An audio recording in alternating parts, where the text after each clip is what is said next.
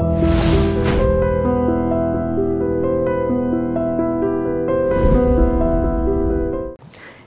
Cinema మీరు నాగ చైతన్య కంటే before ఒక హీరోకి ఎవరికో చెప్పారా లేకపోతే డైరెక్ట్ నాగ చైతన్య ప్రాజెక్ట్?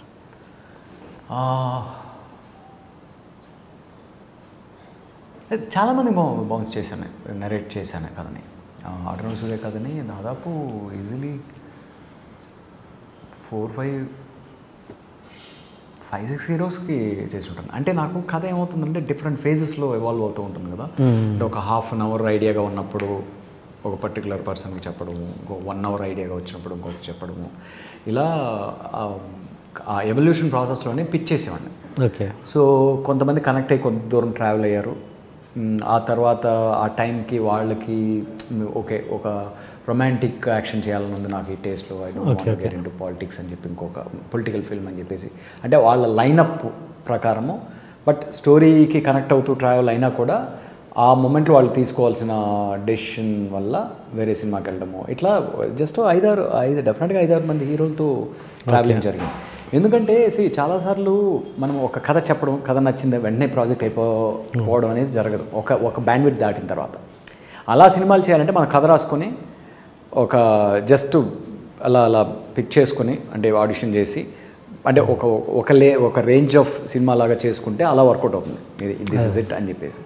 అలా కాకుండా ఇంకొంచెం అంబిషియస్ ప్రాజెక్ట్ చేయాలి, ఒక సెటప్ ఉంది, ఒక లెవెల్ ఆఫ్ బడ్జెట్ అవసరం అవుతుంది దానికి తగిన బ్యాండ్విడ్త్లో ఉన్న స్టార్ క్యాస్ట్ చేసుకున్నప్పుడే ప్రాజెక్ట్ కమర్షియల్గా వైబుల్ అవుతుంది, సేఫ్టీస్ వస్తాయి. ఇవన్నీ కూడా రైట్ పారామీటర్స్, అంటే అవి రాంగ్ పారామీటర్స్ కదా ఆలోచించడానికి. ఎందుకంటే కథ అనేది మనం రకరకాల క్యాన్వాస్లో ఆలోచిస్తుంటాము. కొన్ని కథలను వచ్చేసి ఒక బిలో సర్టన్ బ్యాండ్విడ్త్లో చేయలేం ఇన్వెస్ట్మెంట్ వైజ్ కూడా. ఆ ఇన్వెస్ట్మెంట్ షూరిటీస్ కూడా వెతుక్కునే విధంగా మనకు కథకు సూటబుల్గా ఉండే ఆర్టిస్టులు వెతుక్కుంటుంటాం. సో అలా ఆటోనగర్ అనేది నా ఉద్దేశంలో ఆ టైంలో నాకు కరెక్ట్గా 1993తో ఎండ్ అయ్యేటట్లు, 1978లో స్టార్ట్ అయ్యేటట్లు ఒక పీరియడ్ ఫిల్మ్ లాగా తీద్దాం దీన్ని. ఇది పీరియడ్ అంటే సెమీ పీరియడ్ ఆ టోన్ తోటి, ఒక once upon a time in Mumbai. ఇది నా యాంబిషన్. సో ఇప్పుడు చెప్తున్నాను మీకు, సినిమా చూసేసారు కాబట్టి నా ఇంటెన్షను, యాంబిషను, ఆ కథ స్క్రీన్ ప్లే మీద ఇవాళ ఆ స్క్రీన్ ప్లే నేను పబ్లిష్ చేస్తే కూడా దానికి ఉన్న టోన్ అది, ఆ ఇంటెగ్రిటీ ఆఫ్ తోటి సినిమా తీయాలనే ఉద్దేశంతో స్టార్ట్ చేశాను. సో అప్పుడు నాకేమనిపించిందంటే ఇది నేను జస్ట్ ఒక ప్రస్థానంలాగా ఒక 3-4 crores బడ్జెట్లో చేయలేను. ఎందుకంటే నా ప్రస్థానం తర్వాత ఇంకా I was aiming little wider experience, అంటే ఇంకొంచెం టెక్నికల్లీ ఇంకా హయ్యర్ స్టాండర్డ్లో సినిమా తీద్దాము, ఇంకొక కైండ్ ఆఫ్ ఎక్స్పీరియన్స్ ఇద్దామని అంబిషన్ తోటి రాసిన కదా అది. సో దానికి తగినట్టు కొన్ని రోజులు 5-6 మందితో జరిగింది ఇంటరాక్షను. అండ్ కొంతమందితో వెయిటింగ్లో ఉండేది, కొంతమందితో ఇదిగా ఉండేది. సో ఫైనల్గా చైతు రెడీ అయిపోవడం వల్ల టక్కనే అట్లా కనెక్ట్ అయిపోయి ముందుకెళ్ళడం. ఏ హీరోలో పేర్లు తెలుసుకోవచ్చా? అంటే పేర్లు అనేది అంటే ప్రతి మచ్ ఇంకా అందరి పేర్లు చెప్పొచ్చు. అంటే లైక్ వాళ్ళకి కుదరలేదు కాబట్టి చేయలేదు. అందరికీ కథగా అయితే అందరికీ కనెక్ట్ అయింది. గోపిచంద్ గారు గోపి కూడా విన్నాడు. గోపికి ఒక కంప్లైంట్ ఏంటంటే ప్రీ క్లైమాక్స్లో వచ్చిన హై ఉంది కదా, మళ్ళీ క్లైమాక్స్ వచ్చేటప్పటికి అంత హై రావట్లేదు అని ఒపీనియన్ చెప్పాడు. అక్కడికైనా క్లోజ్ అవ్వచ్చా అది అంటాను. నేను అప్పుడు ఎలా రీడ్ చేశానంటే మేబీ అంటే తను మిగతా కథ అంతా నచ్చింది కదా, ఈ ఒక్కటి నేను మార్చుకోవడం వల్ల ఏమన్నా అవుతుందా కథ, అంటే నా ఇన్సెక్యూరిటీ, కథ ఏమైనా చెడిపోతుందా, ఆ బ్రేక్అవుట్ అయిపోయి సర్దేసి ఇట్లా చేసేస్తే ఏదో ఆర్టిఫిషియల్ అయిపోతుందా నాకు అనే ఒక భయం వచ్చింది అన్నమాట. సో అందువల్ల ప్రతి ఒక్కరికి కథ నచ్చింది, ఒక్కొక్కరికి ఒక చిన్న కంప్లైంట్స్ ఉండేవి, అవి ఇంటరాక్ట్ చేసుకుంటూ వర్క్ చేసి ఉండొచ్చు ఇది చేసి. బట్ ఆ మూమెంట్లో ఆ టైంలో ఏమైపోయిందంటే నాకు 100% కాన్ఫిడెన్స్ తోటి yes I like it, I do it, I like the character అని చెప్పడంతో చేతితో ముందుకెళ్ళిపోయినట్లు. ఓకే. అంటే మామూలుగా హీరోలు ఎలా చెప్తారు, సబ్జెక్ట్ చెప్పాక నచ్చలేదు అనుకోండి, ఎలా మీకు మొహం మీద చెప్పేస్తారా లేకపోతే ఎలా ఫోన్? నేను అసలు కాళ్ళకు మొక్కుకుంటా, ఎవరికైనా కథ నచ్చకపోతే ఓపెన్గా నాకు ఈ కథ నచ్చలేదు ఇంకోటి తీసుకురా అంటే అసలు నాకు ఎంత క్లోజ్ ఫీల్ అవుతానండి ఆ హీరోతో. ఎందుకంటే మన వాళ్ళకి జనరల్గా సంశయాలు ఎక్కువ. అవును. సో నాకు నేను వచ్చిన అంబియన్స్కి, నేను వచ్చిన అట్మాస్ఫియర్కి ఎస్ ఎంతో నో కూడా అంతే. నాకు నచ్చింది ఎంతో, నచ్చలేదు అనేది కూడా అంతే. ఎందుకంటే నచ్చడం నాకు నచ్చింది మీకు నచ్చాల్సిన అవసరం లేదు కదా. ఒక రెస్టారెంట్కి వెళ్తే మన ఇద్దరు 2 ఫుడ్లు ఆర్డర్ చేస్తున్నాం.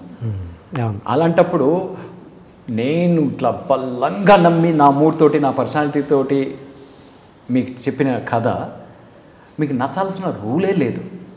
నచ్చినప్పుడు అది ప్రాజెక్ట్ అవుతుంది, నచ్చినప్పుడు ఇంకో కథ అవుతుంది, ఇంకో కథ తీసుకొస్తాను. సో ఇంత ఓపెన్ మైండెడ్ నేను. సో నేను ఓపెన్గా అదే చెప్తుంటాను నేను ఇంటరాక్ట్ చేసే హీరోలకు కూడా. నా విషయానికి వస్తే నా ఈగో అంటూ ఏమీ ఉండదు, నాకు టైం తప్ప. సో నాకు టైమే నా ఈగో, నా ప్రాణం బేసిక్లీ. మీకు కథ నచ్చిందా, టైం తీసుకుంటారా, ఒక వారం రోజులు ఆలోచిస్తారా, 2 వారాలు ఆలోచిస్తారా, తీసుకోండి. బయటకు వచ్చి ఒక ఫేవర్ చేయండి. మీకు నచ్చలేదంటే ఏ ఫ్యాక్టర్ వల్ల నచ్చలేదని చెప్పండి.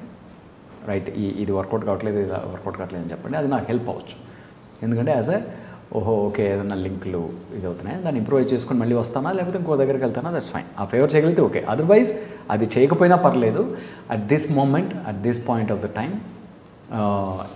నేను నాకు ఏం రీజన్స్ ఉంటాయి. మ్యాక్సిమం నేనున్న లైనప్లో, లైక్ నాకున్న చాయిసెస్లో ఈ విత్ ఇన్ నెక్స్ట్ ఫిట్ కాలేదనే ఒక ఆన్సర్ ఉంటుంది. లేదు అంటే కథ నా టేస్ట్కి లేదనే ఆన్సర్ ఉంటుంది. లేదంటే నేను ఇప్పుడు చేస్తున్న ప్లానింగ్లో ఇలాంటి జాన్రా కథ నాకు చేయాలని లేదు, ఇంతే ఉంటాయి. లేదంటే కథ నాకు కనెక్టే కాలేదని కూడా చెప్పొచ్చు. టోటల్గా నాకు కనెక్టే కాలేదని చెప్పొచ్చు. రైట్, మనం ఇరేసిబుల్ రాని సినిమా తీసుకొచ్చా కూడా వాంతి చేసుకుని బయటకు వెళ్తుంటారు కొంతమంది. అవును కదా, కానీ అది స్ట్రాంగ్గా కనెక్ట్ అయిన వాళ్ళు ఉంటారు. సో ఇది రియాలిటీ. ఇది. సో ఆ రియాలిటీ అనేది నాకు మెచ్యూరిటీ ఉంది కాబట్టి అది ఓపెన్గా చెప్పేవాళ్ళు నాకు దేవుళ్ళు అవుతారు. Basically they become my closest friends among the heroes యాక్చువల్గా. బట్ అది కొంతమంది చెప్పరు, ఎందుకంటే తెలియదు. ఎందుకు మేబీ నేను పర్సనల్గా తెలియదు కాబట్టి వాళ్ళకి. నేను పర్సనల్గా క్లోజ్గా తెలిసిన వాళ్ళు నాతో ఇలాగే మాట్లాడతారు. అంటే ఇప్పటివరకు నేను వర్క్ చేసిన వాళ్ళందరూ కూడా అంతే ఓపెన్గా ఉంటారు. అలా సంశయిస్తూ మిమ్మల్ని అవాయిడ్ చేసిన హీరోలు ఎవరు ఉన్నారా? పేర్లు ఏం చెప్పొద్దు నాకు. ఒకరిద్దరు ఉంటారు. అండ్ అంటే వాళ్ళకి అది అలవాటు బేసిక్గా. ఎందుకంటే అందరితోనూ ఫాలో అయ్యే రూల్ నాతో ఎందుకు స్కిప్ చేయాలి? ఓ దేవాకి నో అనే చెప్పినా కూడా పెద్ద ఫీల్ కావట్లే అనే ఫీలింగ్ వాళ్ళకి రాకపోవచ్చు. ఆర్ అంటే అది over a period of time ఏం ఆలోచిస్తామంటే ఒక 3-4 వీక్స్ తర్వాత అది స్ట్రాంగ్గా మనకి ఫాలో అప్ లేదంటే నేను ఎగ్జిట్ అయిపోతాను జనరల్గా. బట్ చాలామంది నన్ను ఏం అడ్వైజ్ చేస్తుంటే నువ్వు ఫాలో అప్ చేస్తూ ఉండాలి అంటారు. అంటే ఇంకా ఇప్పుడు స్టోరీ ఆ మూమెంట్లో బాగా నచ్చింది బలంగా అని ఎగ్జైట్ అయిపోయిన తర్వాత everything depends on follow up అంటే నాకు అది నాకు తెలియదు అది. సో దానివల్ల ఫాలో అప్ అవుట్ అయిపోతే కొన్ని 1-2 ఆప్షన్స్, అది దానికి నేనేం చేయలేను. Okay, hi, you are watching iDream Media. Please subscribe for more videos.